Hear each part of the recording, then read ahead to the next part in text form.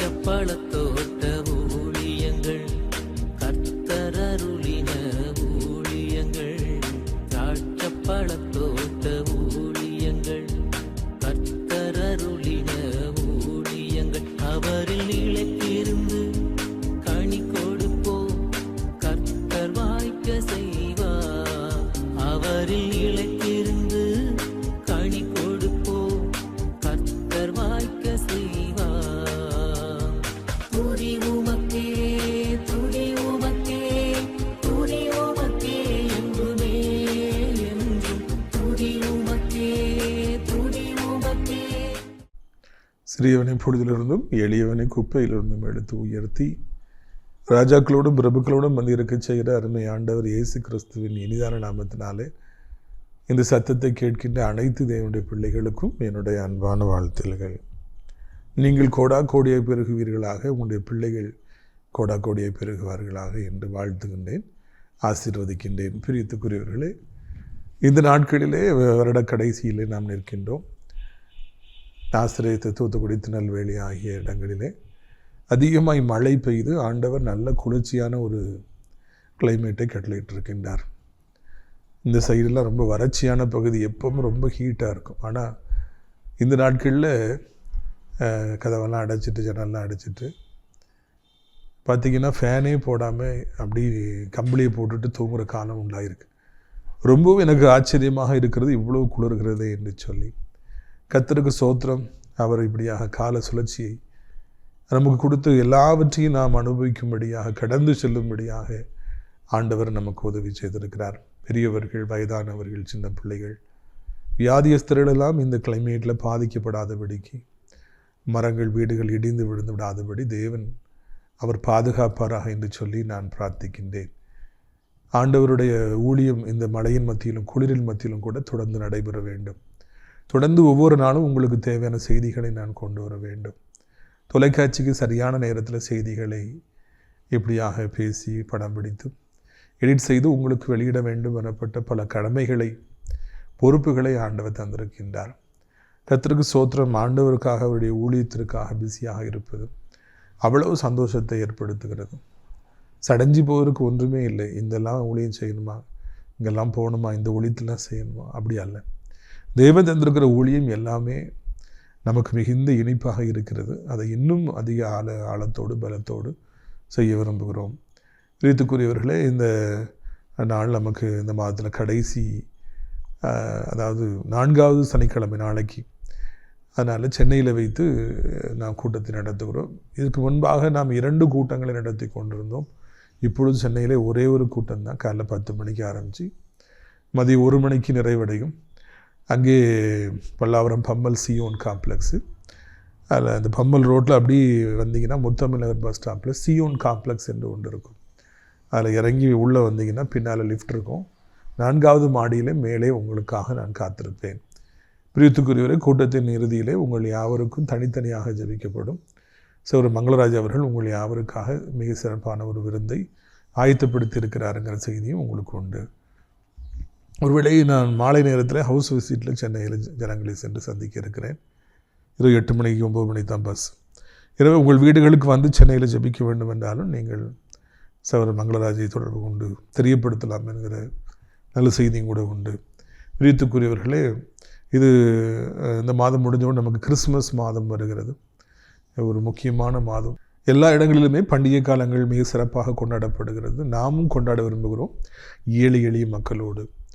ஒவ்வொரு சனிக்கிழமையும் டிசம்பர் மாதம் நான் கூட்டங்களை நடத்துகிற பொழுது ஜனங்களுக்கு கிறிஸ்மஸ் விருந்தை நான் வழங்க வேண்டும் என்று சொல்லி தீர்மானித்திருக்கிறோம். ஆசிரியத்தில் 3வது சனிக்கிழமை என்று ஏறக்குறைய 150 கிலோ மட்டன் விருந்து நாம் அளிக்க இருக்கின்றோம். அதற்கான ஆயத்தங்கள் நடைபெற்று வருகிறது. ஒருவேளை உங்கள் வீடுகளிலே நீங்கள் ஆட்டுக்கடாக்களை வளர்ப்பீர்கள் என்றால் அந்த கடாக்களை நீங்கள் அந்த 3வது சனிக்கிழமை அன்று விரும்பினால் ஏழை மக்களுக்காக நீங்கள் கொடுக்கலாம். எங்களை தெரியப்படுத்தினால் அதற்கு முதல் நாள் உங்கள் வீட்டுக்கு வந்து நாங்கள் அதை வாங்கி செல்வோம் என்பதை உங்களுக்கு தெரியப்படுத்துகிறோம். அதை போலவே முதல் சனிக்கிழமை அன்று நாகர்கோவிலில் மட்டன் பிரியாணி மற்றும் சிக்கன் 65 போன்ற விருந்து, 2வது வாரத்தில் மார்த்தாண்டத்திலும் அப்படியே மட்டன் பிரியாணி, சிக்கன் 65 போன்ற விருந்துகளை நாம் கொண்டாட இருக்கிறோம். எங்கே இருக்கிற மக்களுக்கு நாம் கொடுக்க இருக்கிறோம். நாகர்கோவிலிலே இந்த விருந்தை கொண்டாடுவதற்காக 50,000 ரூபாய் தேவைப்படுகிறது. மார்த்தாண்டத்திற்கு 30,000 ரூபாய் விருந்துக்கு தேவைப்படுகிறது. அதோடு கூட ஆசிரியத்தில் வருகிற 7 ஜனங்களுக்கு நாம் 1000 சேலைகளும் மற்றும் 350 பேண்ட் ஷர்ட் ஆண்களுக்கும் நாம் வழங்கியிருக்கிறோம். உங்கள் குடும்பத்தின் சார்பாக எவ்வளவு வாங்கி கொடுக்க முடியுமோ அவ்வளவு வாங்கி கொடுக்கலாம். ஒரு ஐயா 50 சேலைகளை வாங்கி கொடுக்க சம்மதம் தெரிவித்திருக்கிறார்கள். இன்னும் நிறைய பேர் வாங்கி கொடுத்துட்ருக்குறாங்க. நீங்களும் கூட விரும்பினால் இந்த ஏழைகளுக்கு வஸ்திரங்களை வாங்கி கொடுக்கலாம். அடைக்கலான்குரிய முதியோர் இல்லத்திற்காக ஜெபியுங்கள். இது முதியவர்களுக்காக ஒரு ஆவிக்குரிய முதியோர் இல்லமாக கட்டப்பட்டிருக்கின்றது. மிக பிரம்மாண்டமாக இருக்கின்றது. நிறைய பேர் தங்கியிருக்கிறாங்க. தினந்தோறும் அவர்களுக்கு 3 வேளையும் மிக சிறப்பான உணவுகளை நாம் அளித்து வருகிறோம். காலையில் டிஃபன், மதியானம் விருந்து, நைட்டு டிஃபன் என்று சொல்லி அவர்களுக்கு சாப்பாட்டுக்கு குறைவே இருப்பதில்லை. விருத்துக்குரியவர்களை எல்லாருக்கும் மிக சிறப்பான விருந்துகள் அளிக்கப்படுகிறது. அவர்களை நான் ஞாயிற்றுக்கிழமை ஆராதனைக்கு வெளியே அழைத்து சொல்லுகிறோம். அது மாத்திரமல்ல, தினந்தோறும் 3 வேளையும் அவர்களுக்காக ஜெபமும் கூட நடந்து வருகிறது. ஜெபம் என்பது அவர்களுக்கு முக்கியமானது என்பதை நாம் அறிந்து ஜெபத்திலே நான் நடத்துகிறோம். அந்திம காலங்களை கழிப்பதற்கு இதுவே சரியான ஒரு இடம். எனவே நீங்கள் விரும்பினால் உங்கள் பெற்றோர்களை இங்கே கொண்டு வந்து சேர்க்கலாம் என்கிற நல்ல செய்தியை அறிவிக்க விரும்புகிறேன். வருகிற 1ஆம் தேதி 4 பேர்கள் புதிதாக சேர இருக்கிறார்கள். கர்த்தருக்கு ஸ்தோத்திரம். இப்படியாக பலர் அந்த இடத்துல வந்து சேருகின்ற பொழுது அந்த இடம் முழுவதும் அது மிக சந்தோஷமாக இருக்கும் என்பதில் சந்தேகமில்லை. அங்கே இருப்பவர்களுக்கு கம்பளிகள் வாங்கி கொடுக்கலாம், சால்வைகள் வாங்கி கொடுக்கலாம், ஸ்வெட்டர்கள் வாங்கி கொடுக்கலாம். உங்கள் வீடுகளில் நல்ல நாட்கள் வருகிற பொழுது அவர்களுக்கு நீங்கள் விருந்தளிக்கலாம் என்பதையும் கூட மகிழ்ச்சியோடு தெரிவித்துக் கொள்கிறோம். அடிக்கடி மாளிகையில் அந்த அடைக்கலான்குருவி இல்லத்தில் இருக்கிறவங்க வெளியே போகும்பொழுது ஆட்டோவுக்கு நிறைய செலவாகிறது. ஒரு டெம்போ டிராவலர் வாங்க வேண்டும் என்று சொல்லி வாஞ்சிக்கின்றோம். அதற்காகவும் நீங்கள் ஜெபித்துக் கொள்ளுங்கள். இப்பொழுது எபிரேயர் 5ஆம் அதிகாரத்துக்கு நேராக நாம் நம்முடைய பைபிளை திருப்பலாம். 5ஆம் அதிகாரம் 4ஆம் வசனம். மேலும் ஆரோனை போல தேவனால் அழைக்கப்பட்டால் ஒழிய ஒருவனும் இந்த கனமான ஊழியத்திற்கு தானாய் ஏற்படுகிறதில்லை. ஒரு அருமையான வசனம், என்னை மிகவும் கவர்ந்த வசனம். One of the beautiful verses in the Bible. Not only that, it attracted me so much. இன்றைக்கி நிறைய பேர் தங்களை ஊழியக்காரர்கள் என்று சொல்லிக் கொள்கிறார்கள். முழு நேர ஊழியக்காரர்கள், பகுதி நேர ஊழியக்காரர்கள் என்று சொல்லிக் கொள்கிறார்கள், யூடியூப் ஊழியக்காரர்கள் என்று சொல்லிக் கொள்கிறார்கள். நிறைய பேர் குருத்துவ பணியில் இருக்கிறாங்க, பாஸ்டர்ஸாக இருக்கிறாங்க. நிறைய பேர் ஊழியத்திற்காக வராங்க. உண்மையிலேயே பெற்றோர்களால் ஒப்பு கொடுக்கப்பட்டு என் பிள்ளை மிஷனரியாகி போக வேண்டும், ஊழியக்காரனாகி போக வேண்டும் என்று ஒப்பு கொடுக்கப்பட்டு தாயின் கருவிலேயே தெரிந்து கொள்ளப்பட்டு வருகிறவர்களும் உண்டு. நன்கு படித்து ஊழியத்துக்கு வருபவர்களும் உண்டு. எப்படி இல்லாமல் துன்மார்க்கமாக வாழ்ந்து பிற்பாடு ஆண்டவராலே தொடப்பட்டு ஊழியத்துக்கு வந்தவர்கள் உண்டு. சவுல் பவுலாய் மாறியது போல மாறியவர்கள் உண்டு. படிக்கிற காலத்திலே ஆண்டவராலே தொடப்பட்டு ஊழியத்துக்கு வருகிறவர்கள் எத்தனை பேர்கள் உண்டு. நல்ல உள்ள ஊழியங்கள் மூலமாக தொடப்பட்டு படிக்கிற காலத்திலே ஆண்டவருக்கு என்னை போல ஒப்பு கொடுத்து ஊழியம் செய்பவர்களும் உண்டு. அதே போல் பல தரப்பட்ட மக்கள் ஊழியத்துக்கு வராங்க. அன்றைக்கி ஒரு சகோதரர் சொன்னார், அவன் என்னெல்லாமல் பிஸ்னஸ் பண்ணி பார்த்தா எல்லாம் ஃபெயிலியர், ஒரு காரியத்திலும் வெற்றி இல்லை, கடைசியில் ஊழியம் செய்கிறேன்னு வந்துட்டான் அப்படின்னு சொல்லிட்டு ஊழியத்தை வைத்து பிழைப்பாக வைத்திருக்கிறான்னு சொல்லி கேவலமாக பேசினாங்க. அப்படி கேவலமாக பேசினாலே காது கொடுத்து கேட்பதில்லை. ஒருவேளை அப்படிப்பட்ட மக்களும் கூட இன்றைக்கி பிழைப்புக்காக கூட ஊழியத்துக்கு வந்திருக்கலாம். பலர் ஊழியத்தை செய்து கொண்டிருக்கலாம். ஆனால் இந்த இடத்துல நாம் வாசிக்கிறோம், ஆரோனை போல அழைக்கப்பட்டால் ஒழிய, தேவனால் அழைக்கப்பட்டால் ஒழிய யாரும் தானாக இந்த ஊழியத்துக்குள்ளே வர முடியாது. ஆரோன் அழைக்கப்பட்டார், ஆண்டவராலே அழைக்கப்பட்டார். அவர் மோசைக்கு பக்கபலமாக இருந்தார். அவர் அங்கே மோசையின் வாயாக இருந்தார். பிற்பாடு எல்லா காரியங்களிலும் ஆண்டவர் மோசைக்கு ஒரு நல்ல பங்கை கொடுத்திருந்தார். அவருடைய பிள்ளைகள் தலைமுறையாக ஊழியத்திற்காக நியமிக்கப்பட்டார்கள். அந்த ஆரோனை ஆண்டவர் ஊழியத்திற்குன்னு அழைத்திருந்தார். அவரை போல இந்த கனமான ஊழியத்திற்காக, ஊழியத்தை ஆண்டவர் எப்படி சொல்கிறார் பார்த்தீங்களா? கனமான ஊழியம் செய்கிறதுங்கிறது விளையாட்டு அல்ல. ஊழியம் செய்வது என்பது பெயர் புகழுக்கு அல்ல. ஊழியம் செய்வது என்பது பணத்திற்காக அல்ல. ஊழியம் செய்வது என்பது ஏதோ சுயநலமான லாப நோக்கத்திற்காக அல்ல. இது ஒரு கனமான ஊழியம். இந்த கனமான ஊழியத்திற்கு ஆண்டவர் வேறு எதையும் கனமாய் நினைக்கவில்லை. ஊழியத்தை கனமாக நினைக்கின்றார். ஏழை மக்களுக்காக செய்யப்படுற ஊழியங்கள், வியாதிஸ்தர்களுக்காக செய்யப்படுற ஊழியங்கள், போதை பழக்கங்களிலே வாலிபத்து பாவங்கள் சிக்கிறவர்களை விடுவிக்கிற ரட்சிக்கிற ஊழியங்கள், விசாசை துரத்துகிற ஊழியங்களை கனமாக அவர் நினைக்கின்றார். கனமான ஆரோனை போல அழைக்கப்பட்டால் ஒருவரும் இந்த கனமான ஊழியத்திற்கு தானாக வர முடியாது. ஆசைப்படுறதுனால அவங்க ஊழியம் செய்கிறாங்க, இவங்க ஊழியம் செய்கிறாங்க, நானும் ஊழியம் செய்வேன்னு சொல்லிட்டு வர முடியாது. அப்படி வந்தாலும் ரொம்ப நாள் நிற்க முடியாது. பிரியத்துக்குரியவர்களே, அவங்கெல்லாம் ஊழியம் செஞ்சு பெரிய பணக்காரங்களாகிட்டாங்க, பெரிய பெரிய பில்டிங் கட்டிட்டாங்க. அதனால் நானும் அப்படி ஆகவே என்று சொல்லி நினைக்கக்கூடாது. பாலியாங்கிச்சோ அவர் தன்னுடைய வீட்டை விற்று ஊழியத்திற்காக கொடுத்து சின்ன ஊழியத்தை ஆரம்பித்து அப்படி இன்வெஸ்ட்மெண்ட் வீட்டை சொந்த வீட்டை விற்று அவர் இந்த ஊழியத்தை ஆரம்பித்து பெரிய கோடிக்கணக்கான பேர் வருகிற சபையை கட்டி மிகப்பெரிய பணக்காரராக மாறினார். அதை பார்த்து நிறைய பேர் தங்கள் வீட்டை விற்று ஊழியத்துக்கு வந்து சூடு போட்டு கொண்டார்களாம். அவங்களால் அப்படி ஊழியத்தை பெருசாக கொண்டு வர முடியல. அவர்களை ஆண்டவர் ஊழியத்துக்கு அழைக்கல, ஆனால் பாலியாங்கிச்சோவை ஆண்டவர் ஊழியத்துக்கு அழைத்தார். அதனால அவங்க ஊழியம் நல்லா இருந்தது. இவங்களும் அழைக்கப்படாமலே அவங்கள பார்த்து நாமும் அப்படி வருவோம்னு நினச்சி ஏமாந்து போனார்கள். சில வருடங்களுக்கு முன்பு எனது வீட்டிற்கு ஒரு ஊழியத்திற்கு ஒரு வாலிபர் வந்த பொழுது எனது எதிர் வீட்டில் இருந்தவர்கள் அவரை சந்தித்து, நீ படித்து என்ன செய்ய போகிறோன்னு, அவர் நான் இன்ஜினியர் ஆக போகிறேன்னு இருக்கார். இன்ஜினியர் ஆகாத டாக்டர் ஆகாத ஊழியத்துக்கு வா, எதிர்த்த வீட்டில் இருக்கவனை பார், அதாவது என்ன பார். அவன் இப்படியாக ஊழியம் செய்து வீடு கட்டியிருக்கிறான், காரை வாங்கியிருக்கிறான், நல்ல வருமானம், இப்போ ஊழியங்கள்லாம் நல்ல காசு. அதனால் நீ ஊழியத்துக்கே வா, அவர் காலத்தில் ஊழியத்துக்கே வான்னு சொல்லி சொன்னாங்களாம். பிரியத்துக்குரியவர்களே, அதை கேட்டு எனக்கு சிரிப்பாக வந்தது. ஊழியத்துக்கு வந்தால் நல்ல காசு, நல்ல வாழ்க்கை, மக்களுடைய பார்வைகளெல்லாம் எப்படிப்பட்டதாக இருக்கிறது. பிரியத்துக்குரியவர்களே, அப்படிலாம் கிடையவே கிடையாது. நான் நினைக்கிறதுனால ஊழியத்துக்கு வந்து சொகுசான வாழ்க்கையை வாழ முடியாது. தேவன் அழைத்திருக்கணும், தேவன் தெரிந்து கொண்டிருக்கணும். அப்போந்தான் இந்த ஊழியத்துக்கு வர முடியும், நிலைத்திருக்க முடியும், அநேகருக்கு ஆசீர்வாதமாக இருக்க முடியும். நம்முடைய வாழ்விலே கூட தேவன் இந்த வசனத்தை என்றைக்கும் நமக்கு ஞாபகப்படுத்துகிறவராக இருக்கின்றார். ஊழியம் செய்கிறவர்கள் யாராய் வேண்டும் என்றால் இருக்கட்டும், அவர்கள் ஆண்டவராலே அழைக்கப்பட்டிருக்க வேண்டும், தேர்வு செய்யப்பட்டிருக்க வேண்டும். அப்போந்தான் அந்த ஊழியங்கள் ஆசீர்வாதமானதாக இருக்கும். பிரியத்துக்குரியவர்களே, என் வாழ்க்கையில் இந்த வசனத்தை நான் தெளிவாக அறிந்திருக்கிறேன். ஆண்டவர் என்னை அழைத்திருக்கிறார் என்பதையும் கூட நான் அறிந்திருக்கிறேன். எனக்கும் ஊழியத்திற்கு எந்த சம்பந்தமும் கிடையாது. என தாய் வழியிலும் தகப்பன் வழியிலும் என்னை தவிர வேறு யாரும் ஊழியத்தின் பக்கமாகவே இல்லை, ரொம்ப தூரத்தில் இருக்காங்க. ஆனால் ஆண்டவர் என்னை தேர்வு செய்தபடியினாலே ஏற்ற காலத்தில் என்னை தேடி வந்து தன்னுடைய பிள்ளையாக மாற்றி இந்த ஊழியத்தை செய்யும்படியாக அழைத்திருக்கிறார். ஆண்டவராலே தேர்வு செய்யப்பட்டவர்கள், கனமான இந்த ஊழியத்துக்கு வந்திருப்பவர்களை கர்த்தர் ஆசீர்வதிக்கிறார், எடுத்து பயன்படுத்துகிறார், கிருபைகளை கொடுக்கிறார், கிருபா வரங்களை கொடுக்கின்றார். ஆண்டவர் அவர்களை ஆசீர்வதிக்கின்றார், அவர்களை வேறு மனிதர்களாய் மாற்றுகின்றார், வல்லமை புறப்பட செய்கிறார். அவர்கள் மூலமாக அநேகர் ரட்சிப்படைய உதவி செய்கின்றார். அவருடைய வாழ்க்கை அநேகருக்கு ஆசீர்வாதமாக இருக்கும்படியாக கர்த்தர் செய்கின்றார்.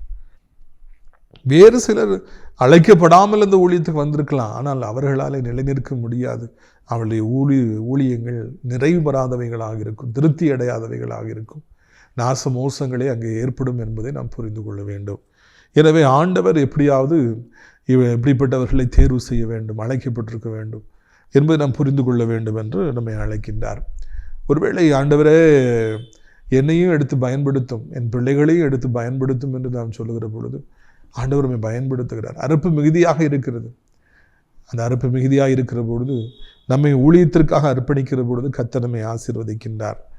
பிரியத்துக்குரியவர்களே, அடுத்த வசனத்தை நான் வாசிக்க விரும்புகிறேன். 7வது வசனத்தை பாருங்கள்.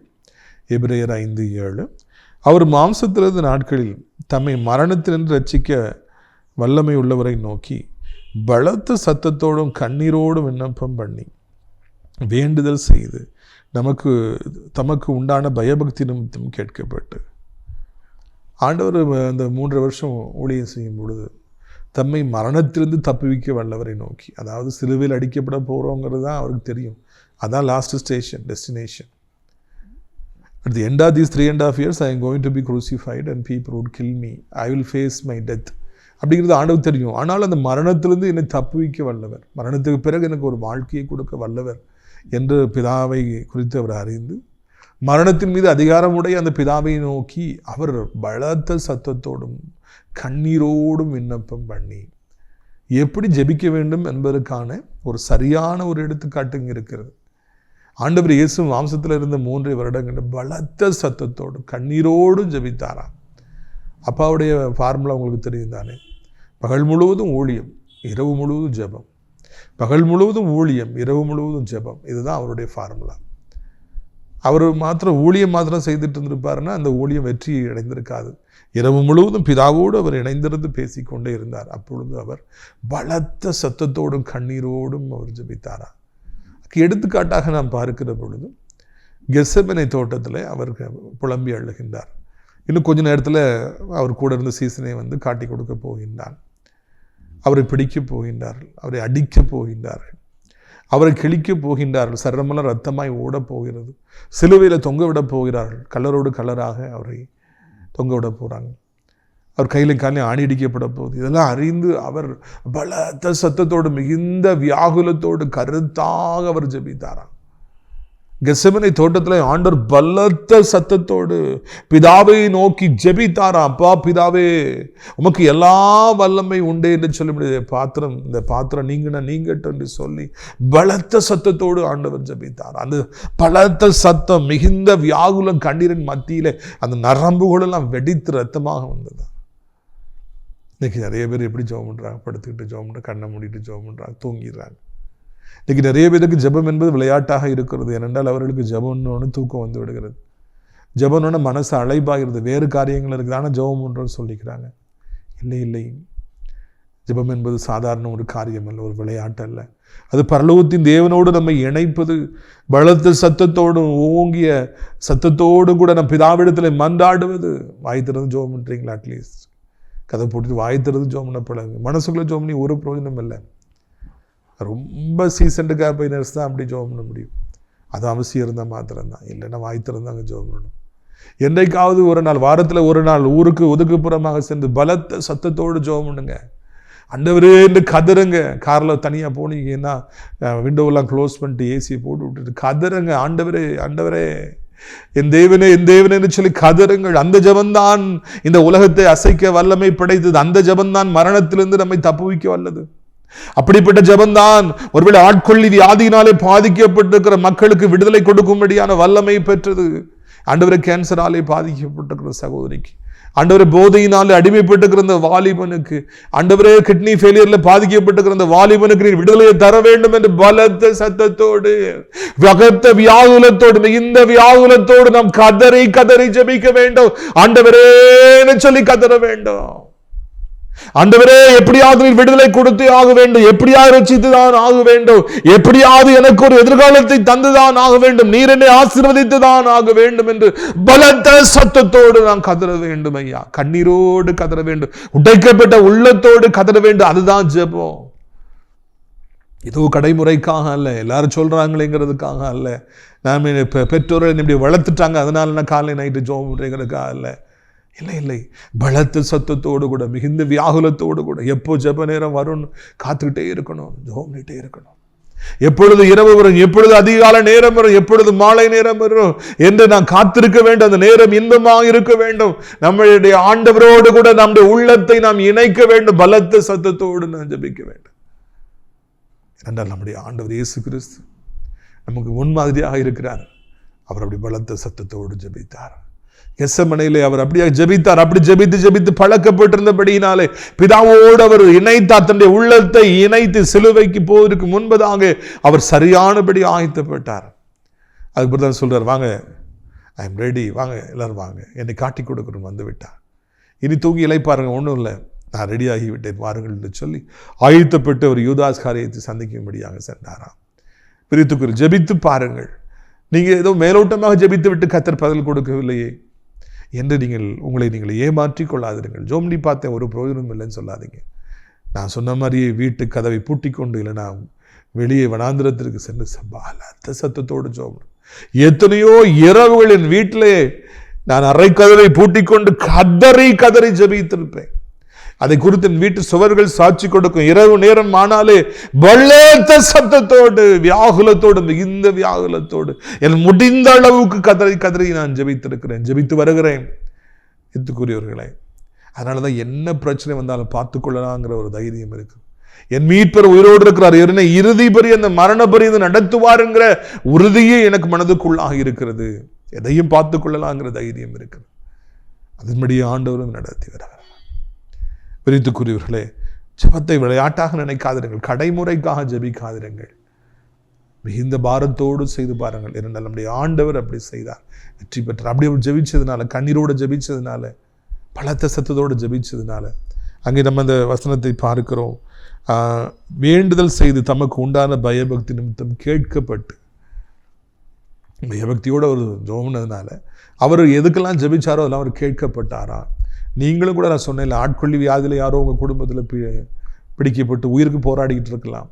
பிள்ளைகள் பாவத்தில் பிடிக்கப்பட்டு அங்கே அவர்கள் விடுவிக்க முடியாதபடி கெட்டப்பட்ட நிலைமையில் இருக்கலாம்.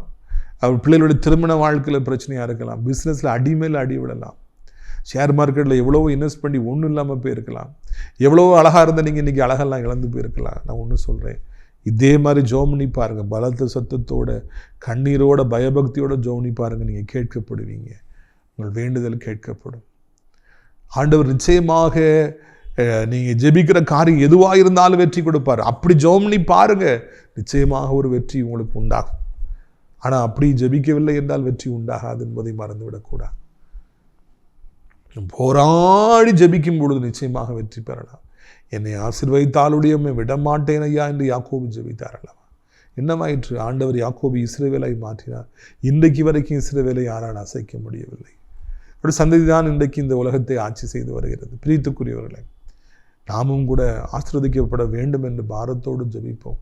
ஒரு குறித்த காரியம் நம்மை உள்ளத்தை அழுத்துகிற பொழுது, வேதனை வருகிற பொழுது, அதிலிருந்து நாம் எப்படியாவது வெளியே வரும்படியாக நம் பாரத்தோடு ஜெபிக்க வேண்டும். தரித்திரம் நமக்கு வருகிற பொழுது, அது காசு இல்லை இது காசு இல்லைங்கிற நெருக்கடிகள் வந்து நம்மை நெருக்குகிற பொழுது, முள்ளாய் நம்மை கிழிக்கிற பொழுது, எப்படியாவது நாம் பாரத்தோடு ஜெபிக்க வேண்டும்.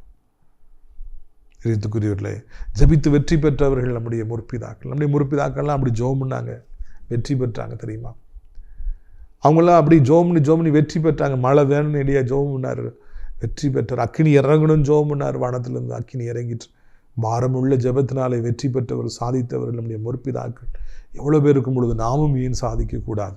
ஜெபத்தினாலே எதை வேண்டுமென்றாலும் பெற்றுக்கொள்ளலாம் என்பதை மறக்கக்கூடாது. பாருங்கள், அதில் அவர் சொல்லுகிறார், அது 12ஆம் வசனத்தை பாருங்கள். காலத்தை பார்த்தால் போதகராக இருக்க வேண்டிய உங்களுக்கு தேவனுடைய வாக்கியங்களில் மூல உபதேசங்களை மறுபடியும் உபதேசிக்க வேண்டியதாக இருக்கிறது. நீங்கள் பலமான ஆகாரத்தை அல்ல பாலை உண்ணத்தக்கவர்கள் ஆனீர்கள். பாரத்தோடு அவர் குறிப்பிடுகிறார். இத்தனை சமயத்தில் நீங்கள் போதகராக இருக்கணும். 5 வருஷம் ஆயிடுச்சு, 10 வருஷம் ஆயிடுச்சு, 20 வருஷம் ஆயிடுச்சு, இன்னமும் நீங்கள் பால் உண்ணிட்டு இருக்கிறீங்க, சின்ன பிள்ளை மாதிரி இருக்கீங்களேன்னு சொல்லி வருத்தப்படுறார். நிறைய பேரை நான் ஊழியத்தில் அறிவேன். எத்தனையோ வருடங்களாக அவர்கள் கூட்டத்துக்கு வந்தாலும், நல்ல செய்திகளெல்லாம் கேட்டால், நமக்கு மிகவும் நெருக்கமானலாம் இருந்தாலும், ஒரு 4-5 பேர் சாப்பிட்ற இடத்துல நீங்கள் ஜோம்னுங்க பிரதர் அப்படின்னா நான் ஜோம்னலை வேண்டாம் வெக்கப்படுவாங்க. 4 பேர் மத்தியில் ஜோம்னம் பண்ண, ஏன்னா தனிமையில் ஜெபித்தவர்களுக்கு அனுபவம் இல்லை. ஒரு ஓப்பனிங் ப்ரேயர் பண்ணுறீங்களா பிரதர், ஒரு சாட்சி கொடுக்குறீங்களா? வேண்டாம். எத்தனையோ பேர்கள் மேடையில் ஏறுவதற்கு பயப்படுறாங்க, ஆண்டவரை குறித்து பேசுவதற்கு பயப்படுறாங்க, ஒரு ஜெபம் செய்யணும்னா பயப்படுறாங்க. 20 வருஷம் ஆயிடுச்சு, 30 வருஷம் ஆயிடுச்சு, கடைசி வரைக்கும் அவர்களுக்கு அந்த அனுபவமே இல்லை. அவர்களுக்கு ஜெபிக்கவே தெரியவில்லை, முடியவில்லை. அவங்களுக்கு குறித்து சொல்கிறார், இந்த நேரத்துக்கு நீங்கள் பிரசங்கியாராக இருக்கணும், உபதேசம் பண்ணணும், ஏன் இப்படி குழந்தையாக இருக்கிறீங்கன்னு சொல்லி அவர் வருத்தப்படுகிறார். பிரியத்துக்குரியவர்களே, நாம் கர்த்தரோடு இருக்கிற பொழுது, 4 கதவை பூட்டி கொண்டு கர்த்தரோடு இருக்கிற பொழுது, நம் இரவு பகல் அவரோடு நாம் இணைந்திருக்கும் பொழுது, when you keep yourself connected with the Almighty God, வெளியே போகும்போது சும்மா இருக்க முடியாது. அவங்கள்ட்ட இருந்து வல்லமை புறப்படும். ஜோம் பண்ண சொன்னால் அழகாக ஜோம் பண்ணுவீங்க, பிரசங்கம் பண்ண சொன்னால் அழகாக பிரசங்கம் பண்ண, ஏன்னா நீங்கள் தனிமையில் ஆண்டவரோடு இணைந்திருக்கிறீங்க. மோசே 3 மாதத்துக்கு பிறகு ஒழிச்சு வைக்க முடிஞ்சுது அந்த குழந்தைய, முடியல, ஏன்னா அது பயங்கரமாக சத்தம் போட்டு கத்திட்டு. பிரியத்துக்குரியவர்களே, நாம் அதை ஒழித்து வைக்க முடியாத அளவிற்கு, ஆண்டவரை உள்ளத்துக்குள்ளே ஒழித்து வைக்க முடியாத அளவுக்கு நாம் அவரை ஏற்றுக்கொண்டிருக்கிற பொழுது எல்லா இடங்களுக்கும் சென்று நாம் ஜெபம் பண்ணுவோம்.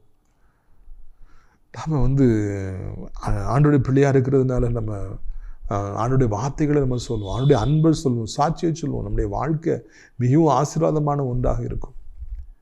ஆனால் நாம் ஜெபிக்க முடியாமல் போய்விடுவோம் என்றால், என்னால் முடியல, எனக்கு வெக்கமாக இருக்குன்னு சொல்லுவோம், நான் சம்திங் ராங். 10 வருஷம் ஆச்சு, 20 வருஷம் ஆச்சு, இன்னும் ஜெபம் பண்ண முடியலன்னா சம்திங் ராங் என்பதை நாம் மறந்து விடக்கூடாது. பிரியத்துக்குரியவர்களே, இந்த எபிரெயன் ஆக்கியனுடைய 5வது அதிகாரம் பிரதான ஆசாரியனாகிய மெல்கிசேதேக்கை குறித்தும், இந்த வழியில் ஆண்டவர் எல்லாருக்கும் பிரதான ஆசிரியர் இருப்பதை மறுபடியும் நமக்கு சுட்டித்து காண்பிக்கிறது. தைரியமாய் கிருபாசன தண்டையிலே வாருங்கள். எல்லாரும் மத்தியில் ஜெபம் பண்ண முடியல, வெக்கமாக இருக்குது, பயமாக இருக்குது, பிரசங்கம் பண்ண முடியல, பயமாக இருக்குன்னா நீங்கள் ஆண்டவர்கிட்ட சொல்லுங்கள், என்னையும் கூட ஆண்டவரே ஆசீர்வதி, என் வாயை திறந்துடணும், நானும் உடைய பணியை செய்ய ஆயத்தமாக இருக்கிறேன். எனக்குள்ள இருக்கிற தாழ்வு மனப்பான்மையை எடுத்து போட்டுடணும், எனக்குள்ளே இருக்கிற பயங்களை எடுத்து போட்டுடணும், நான் அழகாய் பேச எனக்கு சொல்லித்தார், நானும் வாஞ்சியாக இருக்கிறேன், நானும் உடைய பணியை செய்வேன் என்று சொல்லுங்கள். அப்பொழுது கர்த்தர் பெரிய காரியங்களை செய்வார். உங்களுடைய ஆசீர்வாதங்களுக்காக நான் ஜெபிக்க முடிய விரும்புகிறேன். கண்களை மூடுவீர்களா? ஜெபம் பண்ணுவோமா? என் இன்ப துன்ப நேரம் நான் உம்மை போற்றுவேன், என் இன்ப துன்ப நேரம் நான் உம்மை சேருவே, நான் நம்பிடுவே, பாரில் உம்மை சார்ந்திடுவே, என் இன்ப துன்ப நேரம் நான் உம்மை சேருவேன். நான் நம்பிடும் தெய்வம் இயேசுவே, நான் என்றும் நம்பிடுவே, நான் நம்பிடும் தெய்வம் இயேசுவே, என்றும் எம்மை நம்பிடுவே. தேவனே ராஜனே, தேவனே ராஜனே, தேற்றி என்னை தாங்கிடுவார், தேற்றி என்னை தாங்கிடுவார். என் இன்ப துன்ப நேரம் நான் உம்மை சேருவே, நான் நம்பிடுவே, பாரில் உம்மை சார்ந்திடுவே, என் இன்ப துன்ப நேரம் நான் உம்மை சேருவே. எல்லாரும் ஆண்டவரை நான் நோக்கி பார்ப்போம். கர்த்தர் நம்மிடத்தில் பேசியிருக்கிறார். ஜெபம் என்பது விளையாட்டல்ல, ஜெபம் என்பது கடமை கழிப்பல்ல, ஜெபம் என்பது ஏதோ கட்டாயத்தினால் ஏற்படுவது அல்ல, பலத்த சத்தத்தோடும் மிகுந்த கண்ணீரோடும் பயபக்தியோடும் செய்வதுதான் ஜெபம் என்று சொல்லி இந்த நாளிலே நான் கேட்டோம். அப்படி ஜெபம் பண்ணால் என்ன வேண்டுதலாலும் கேட்கப்படும், என்ன பிரச்சனைனாலும் மேற்கொள்ளலாம், என்ன வியாதினாலும் சுகமாகும், வழி இல்லாத இடத்துல வழி உண்டாகும், எல்லா அடைப்புகள் நீக்கப்பட்டு ஆசீர்வாதங்கள் வந்து சேரும் என்று ஆண்டவர் நம்மோடு பேசியிருக்கிறார். ரபா ரபா கபானா சந்தரா, ஒரு ரபா ரபா கபாலா. நிறைய பேர் கடைசி வெற்றி கோட்டு பக்கமாக வந்து அதை சுதந்திரிக்க முடியாமல் இருப்பதை ஆண்டவர் உணர்த்துகிறார். லக மத்துரு நீ ஆராபாரா, எவ்வளோ தூரம் நீங்கள் பிரயாணப்பட்டீர்கள், இன்ப கானானுக்கு வாசல் பக்கத்தில் வந்துட்டீங்க, ஆனால் போக முடியல ஐயா என்று சொல்லி கதறுகிறீர்கள். அநேகர் இப்படியாக கடைசி அந்த தடை கல்லை தாண்ட முடியாமல் நின்றுகிட்டு இருக்கிறாங்க. அவருடைய பெருமூச்சுகளும் கூக்குரலும் ஆண்டோட சமூகத்தை எட்டியிருக்கிறது. இந்த வருஷ துவக்கத்தில் ஆண்டவர் எனக்கு இப்படி சொன்னார், அப்படி சொன்னார், ஐயோ பக்கத்தில் வந்துட்டு ஆனால் அது எனக்கு சுதந்திரிக்க முடியலன்னு கதறருடைய கூக்குரலும் கேட்குது. லீபாரா பன்னா தம்பா ரூபா துபா ஷகுத்துரியானா, தேவரீர் மனம் இறங்குவீராக, கத்தாவே மனம் இறங்குவீராக, இப்படி பிள்ளை தூக்கி கொண்டு ஆசீர்வாதங்களுக்குள்ளே கொண்டு போய் வைப்பீராக. அவர்களாலே தாண்ட முடியவில்லை, அவர்களாலே ஜெயிக்க முடியல, அதனால் நீங்க அவர்களை தூக்கி கொண்டு அந்த ஆசீர்வாதங்களுக்குள்ளே கொண்டு வைப்பீராக. ஆண்டவரே, அவர்களுக்கு தேவையான ஆசீர்வாதங்களுக்குள்ளே தூக்கி கொண்டு செல்வீராக. அது வேலையாக இருக்கலாம் ஆண்டவரே, அது வீடாக இருக்கலாம், அது வாகனங்களாக இருக்கலாம், அவர்கள் அடைய விரும்புகிற கவர்மெண்ட் ஜாபாக இருக்கலாம், வீசாவாக இருக்கலாம், திருமணமாக இருக்கலாம், குழந்தையாக இருக்கலாம், தகப்பனே அது இல்லாவிட்டால் ஆவிக்குரிய ஆசீர்வாதமாக இருக்கலாம், பிள்ளையுடைய வாழ்க்கையில ஒரு காரியமாக இருக்கலாம். நீங்க அப்படி தூக்கி கொண்டு வைங்க, மன பாரங்களை நீக்கிங்க. ரீ கத்தனபான் தரபானா ஷகுதியானா. சில சம்பவங்களை இன்னும் மறக்க முடியாதபடி, வெளியே வர முடியாதபடி தவிக்கிறவர்கள் உண்டு. கர்த்தர் இன்றைக்கு இப்பொழுது ஷிகாபாரா தியானாபாரா அந்த கவலைகளிலிருந்து அவர்களை தூக்கி கொண்டு வெளியே வருகிறார், அந்த மன பாரங்களிலிருந்து வெளியே வருகிறார். ஆண்டவரே சோத்திரம் ஐயா, சோத்திரம். நான் சிலுவையிலப்பட்ட பாடுகளை நினைத்துக் கொள்ளுங்கள். நான் என்னோடு கூட 3 வருடங்கள் உணவு உண்ட ஒரு அன்பனாலே காட்டி கொடுக்கப்பட்ட என்பதை நினைத்துக் கொள்ளுங்கள் என்று சொல்லி கர்த்தர் சொல்லுகிறேன். ராஜா, இப்படி செய்துட்டாங்களே, அப்படி செய்துட்டாங்களே என்று அல்ல, நானே அந்த பாதையின் வழியை கடந்து போனபடினாலே உங்களுடைய பாடுகளை அறிந்திருக்கிறேன், உங்களுக்கு உதவி செய்ய வல்லவராக இருக்கிறேன் என்று சொல்லி ஆண்டவர் சொல்லுகிறேன். கிருபை தாங்கட்டும், வியாதிகள் நீங்கட்டும், அந்த தனிமை நீங்கட்டும் ஆண்டவரே. அந்த இரவு நல்ல நித்திரை உண்டாகட்டும், பசி உண்டாகட்டும், சாப்பாடு செரிமானம் உண்டாகட்டும், ஆயுசு காலங்கள் பெருகட்டும், கீழே விழுந்து விடாதபடி காத்துக்கொள்ளுங்க. விபத்து, நாச மோசங்கள், ஹார்ட் அட்டாக், சடுதி, மரணங்கள், ஸ்ட்ரோக் எதுவும் வந்து விடாதபடி காத்துக்கொள்ளுங்க ஆண்டவரே. வயதானவர்களை காத்துக்கொள்ளுங்க, உலகம் முழு இருக்கிற அத்தனை பேரையும் காத்துக்கொள்ளுங்க. அனைத்து நாடுகளையும் ஆசீர்வதிங்க. இந்த தாய் திருநாட்டை ஆசீர்வதிங்க, தமிழ்நாட்டை ஆசீர்வதிங்க தகப்பனே, அனைத்து மக்களையும் ஆசீர்வதிங்க. முக்கியமாக அனைத்து தேவனுடைய பிள்ளைகள், ஆலயங்கள், திருச்சபைகள், ஊழியங்கள், ஊழியக்காரர்கள், பாஸ்டர்ஸ் எல்லாரையும் ஆசீர்வதிங்க. நாசிரியர் திராட்சை பழத்தோட்ட ஊழியங்களை ஆண்டவரை நீங்கள் நேசிக்கிறவர்களை ஆசீர்வதிங்கப்பா. நாள்தோறும் நம் நிகழ்ச்சிகளை பார்க்குறவங்க, அறிமுகப்படுத்துகிறவங்க, ஊழியத்தை நேசிக்கிறவங்க, ஜபத்தினால காணிக்கையில் தாங்கிற ஒவ்வொரு நல்ல உள்ளத்தையும் ஆசீர்வதிங்க. கிறிஸ்துமஸ் நேரத்தில் மழை போல தேவைகள் உண்டு சந்திங்க. ஆண்டவரை தோத்திரம் ஐயா, ஊழியத்தை இன்னும் வளர்த்து அடுத்த இடத்துக்கு நீங்கள் கொண்டு போங்கப்பா. அடைக்கலான்குரிய முதலிடத்தை தங்க அநேகரை அழைச்சிட்டு வாருங்கப்பா. மகிமைப்படுங்க. இரட்சகர் இயேசுவின் மூலம் ஜெபிக்கிறோம் நல்ல பிதாவே, ஆமென். என் ஆத்மாவை கர்த்தரை சோத்திரி, என் முழு உள்ளமே அவருடைய பரிசுத்த நாமத்தை சோத்திரி. என் ஆத்மாவை கர்த்தரை சோத்திரி, செய்த சகல உபகாரங்களை ஒருபொழுதும் மறவாதே, ஆமென். நம்முடைய கர்த்தராகிய இயேசு கிறிஸ்துவின் கிருபையும் பிதாவாகிய தேவனுடைய அன்பும் பரிசுத்த அந்யோன்யமில்லாத பிரசன்னம் உங்கள் அனைவரோடு இன்றைக்கு சதா காலங்களில் நிலைத்திருப்பதாக. அல்லேலூயா, அல்லேலூயா. God bless you.